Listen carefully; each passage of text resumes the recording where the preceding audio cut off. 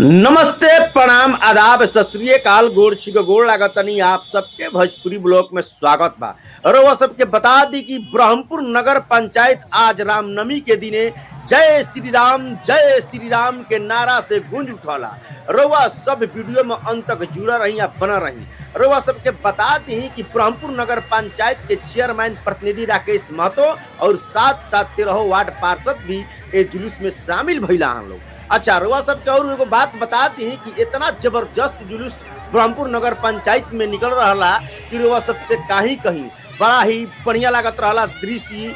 जय श्री राम के दृश्य नारा सुन के दिल गदगद हो गया। रउआ सब भोजपुरी ब्लॉक में जुड़ा रही अंत तक वीडियो के देख। रउआ सबके बता दी कि फीता काट के जुलूस के शुभारंभ भी कैल गुला आ जे भी आई रहा सबके सम्मानित भी कैल गुला। सबके एक बराबर प्यार दियल गुला, स्नेह दियल गुला। ये चीज बड़ा बढ़िया लागला। और वह सबके एगो और बात बता दी कि ब्रह्मपुर के प्रशासन बड़ा जागरूक रहला। हम लोग मेला में पूरा छपले रहला हम लोग कि कहीं विवाद मत हो जाए, कहीं घटना ना हो जाए। ये चीज देख के बड़ा ही बढ़िया लागला।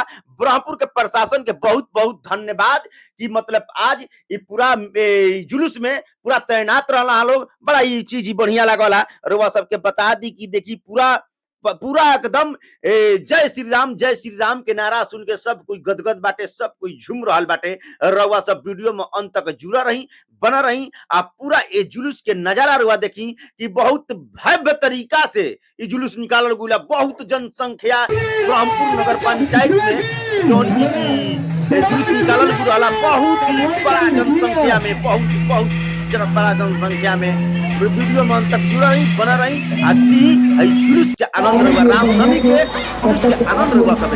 वीडियो के दबा कर रुआ सब शेयर जरूर करम जा। जय श्री राम के कमेंट रुआ सब जरूर करम।